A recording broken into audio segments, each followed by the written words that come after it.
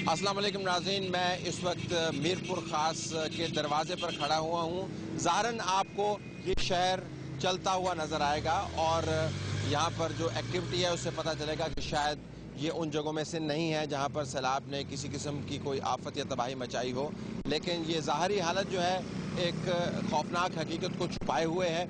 मीरपुर ख़ास सिंध के उन इलाकों में से है जो सैलाब से बुरी तरह मुतासर हुआ।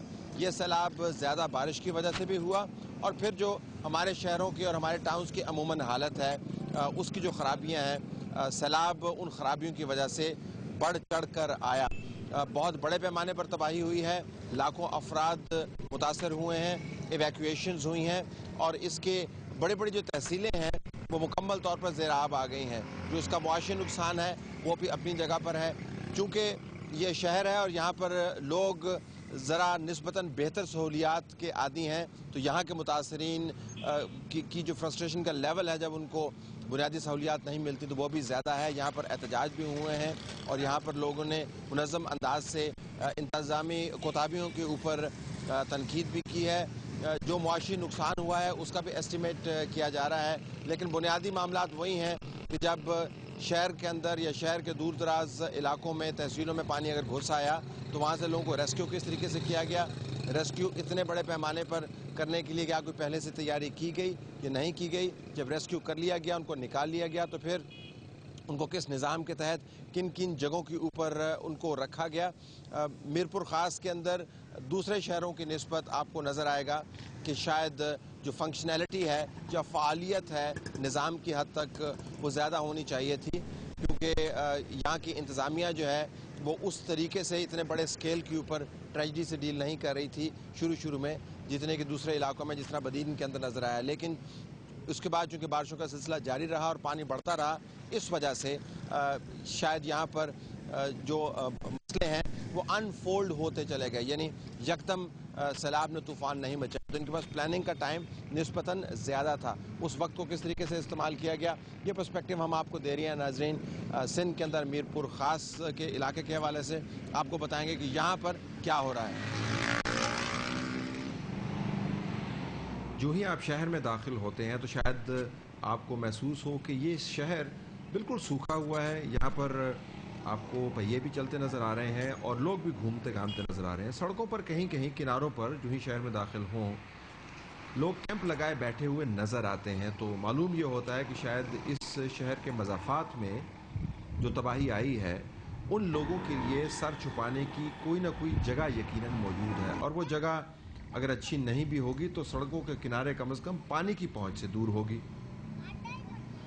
लेकिन ये ख्याल गलत साबित होता है। आप में से बहुत से ऐसे दोस्त होंगे जो इस शहर का दौरा नहीं कर पाएंगे। आज इस प्रोग्राम में हमने इस शहर के दौरे का एहतमाम किया है। हम जानते बूझते हुए आपके सामने वो मनाज़र रख रहे हैं जो अमूमन कैमरे की नज़र से इस वजह से ओझल हो जाते हैं कि कैमरा एक ख़ास जगह पर रख कर तस्वीर बनाता है। हमने आज गाड़ी के अंदर कैमरा फिक्स किया हुआ है और जहाँ जहाँ पर गाड़ी हमारी जाएगी वहाँ पर जो कुछ हो रहा होगा आपको जूं का तूं नज़र आ जाएगा। लेकिन अंदरून शहर जाने से पहले उन जगहों का आप मुआयना कीजिए जहाँ पर बैठकर इस शहर के चलाने वालों ने उन लोगों की मदद का एहतमाम करना है जो सैलाब से बुरी तरह मुतासर हुए हैं। एक मोहतात अंदाजे के मुताबिक मीरपुर ख़ास के 90% लोग किसी न किसी तरीके से सैलाब से मुतासर हुए हैं। यहाँ पर DCO का ऑफिस हो, यहाँ पर पुलिस का थाना हो, यहाँ पर नाज़िम का दफ्तर हो, यहाँ पर कोई भी ऐसा ऑफिस नहीं है जिसके अंदर तहों तक पानी नहीं घुस गया। यानी वो मशीनरी जिसने इन तमाम लोगों को फ्लड रिलीफ फराहम करनी है वो खुद पानी के नीचे है। अब जब वो मशीनरी ही पानी के नीचे है तो उस मशीनरी ने कारामद तरीके से पॉलिसी कैसे बनानी है। हम अमूमन ऐसी जगहों पर जाकर अफसरान से बातचीत करते हैं ताकि अंदाज़ा हो कि ऑफिशियल्स क्या सोच रहे हैं और उनके यहाँ पर जो असेसमेंट्स हो रही हैं क्या वो हकीकत से मुताबिकत रखती हैं या नहीं। DCO साहब से हमने मुलाकात चाही, लेकिन चूंकि वो ख़ुद भी इस वक्त दौरे पर जा रहे थे तो हमने मुनासिब यही समझा कि उनके साथ दौरे पर जाने के बजाय हम अंदरून शहर चलते हैं। आइए इस प्रोग्राम में देखते हैं कि मीरपुर ख़ास के खूबसूरत लेकिन छोटे शहर का क्या हाल है, पानी कहां कहां पर आ गया है और उसने क्या क्या नुकसान किया है। ये मनाजर आपको जीप के दोनों तरफ लगे हुए कैमरों के तवस्सुत नजर आ रहे होंगे। आप भी देखिए और हम भी वो भयानक मनाजर को दोबारा देखते हैं जो हम आपके लिए रिकॉर्ड करके लाए हैं।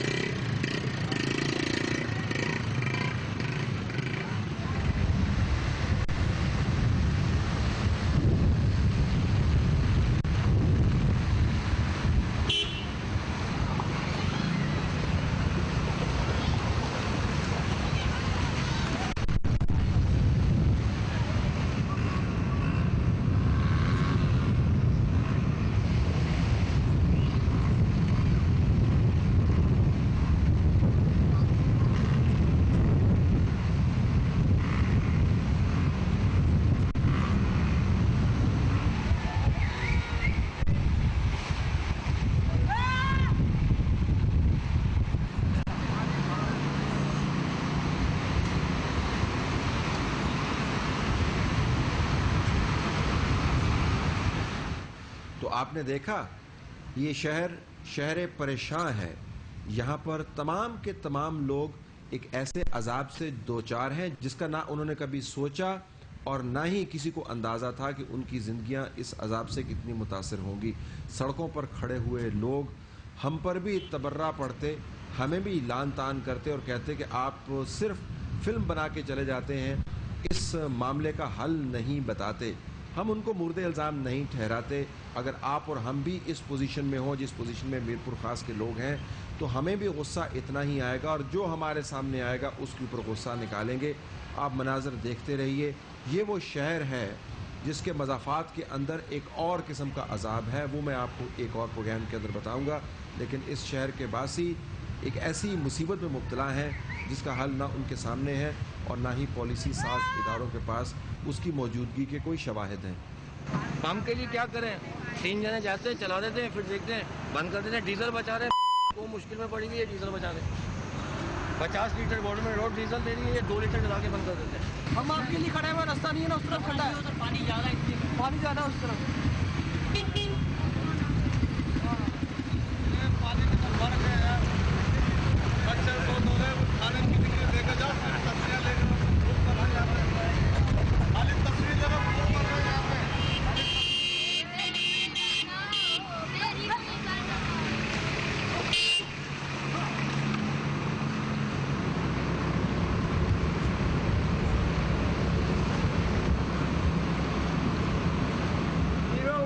फ्री, तमाम सामान ही अल्लाह मेगा फ्री। ये टाटा हो रही है, टाटा दरिया सिंध बन गया है ये। खाली मूवी बना रहे ये निकल जाए, इन्होंने बेड़ा बोल दिया है। फायदा तो होगा लोगों को।